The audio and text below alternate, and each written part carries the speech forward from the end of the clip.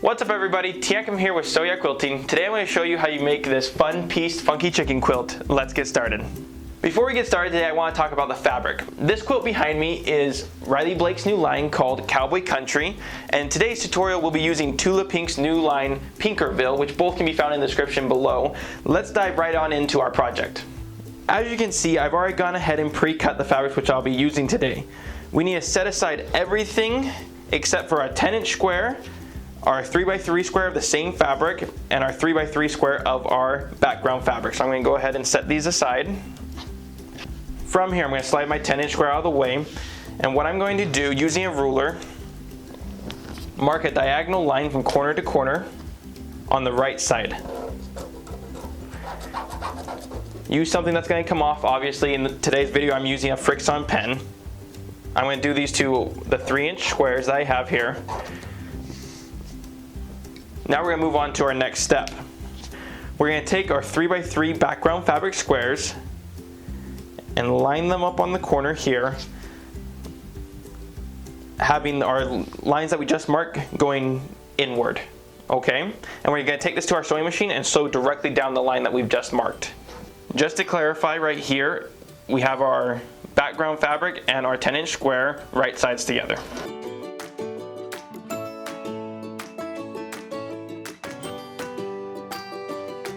Now that these are sewn on, I'm going to put this in the top camera here. What we're going to do is take a ruler and a rotary cutter and cut on the right side of these lines about a 1/4 inch away from our seam.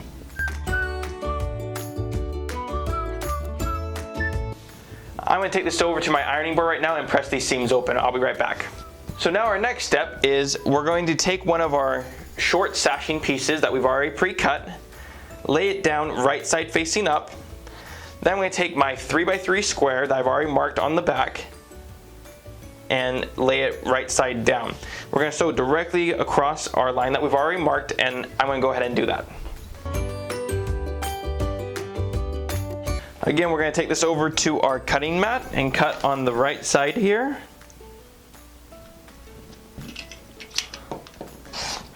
And I'm going to take this over to our ironing board and press this out. I'll be right back. Now that we have this pressed open, I'm going to bring our 10-inch square over to the right side of the mat. And as you can tell, we're starting to form our chicken here. For our next step, we're going to take our fabric that we have for the crown of the chicken, and we're going to take our fabric that we have for the beak of the chicken. We're going to lay these right sides together on both of them. And in the pattern that will be in the description below, we're going to leave a template for the crown and the beak, but you can also freehand it. All you have to do here, we'll start with the beak. You start at the left corner, you go straight up, and then once you, with a very, very slight curve, you round it off at the about 1/2 inch from the top.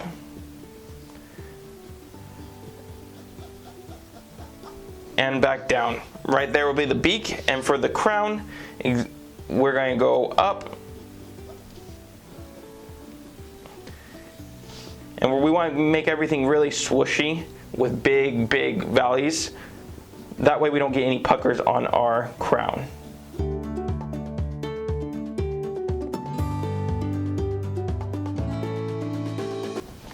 Just like this. Now we can take this over to our sewing machine and sew the lines that we've just made, and then we will flip them right sides out, and that will be our beak and our crown. I'm going to do that right now.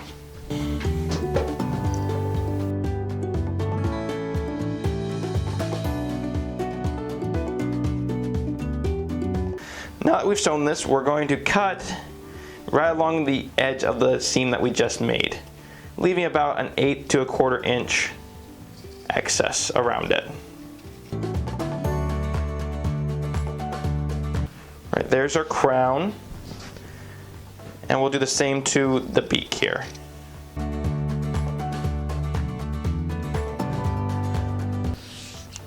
Now our next step is just to turn these right sides out.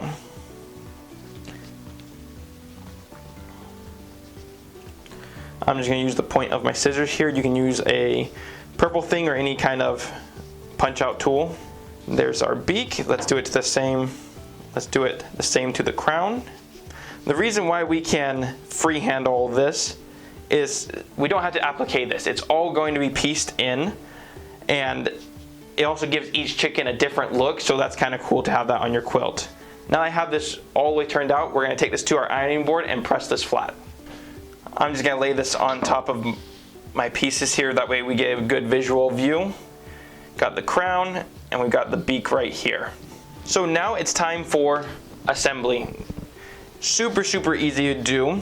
We're going to start with our top here that has our tail, and what we're going to do is we're going to lay it right sides together like you would any other quilt, except for we're going to slip this beak, or sorry, we're going to slip this crown into the seam, leaving about a 3/4 inch gap before our end of our 10-inch square here. So I'm going to lay this right over the top like this. We're going to take this to our sewing machine and sew everything down.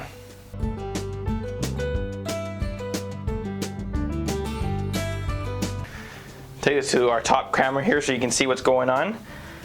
So when I open this up, we'll have our tail and our crown sewn right in. We're going to take our other short sashing that we have and we're going to add it to the bottom, right sides together and to the sewing machine.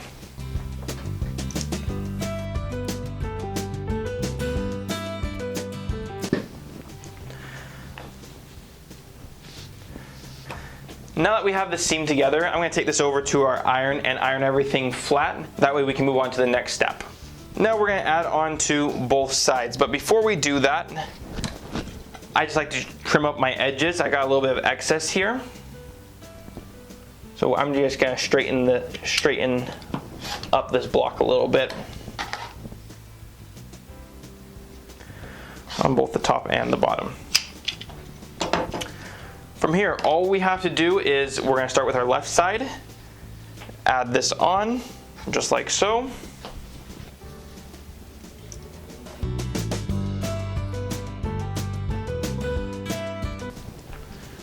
So I've added that piece on here.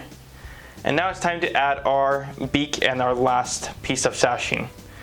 What we're going to do is lay down our beak, again about 3/4 of an inch to an inch from the top of our 10-inch block that we started with.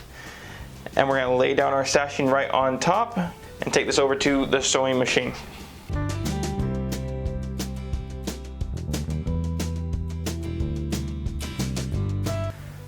Now I've just finished sewing on the sides here. I'm going to open everything up.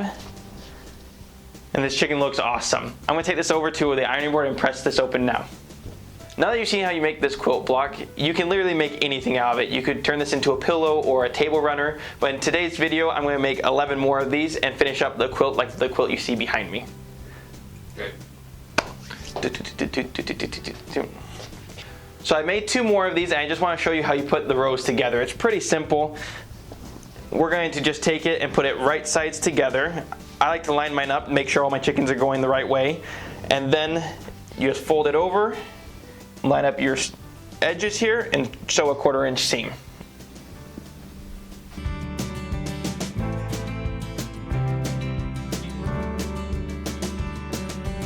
So here's what the finished row looks like. I've got 3 more of these to make, and you'll see them here in a second.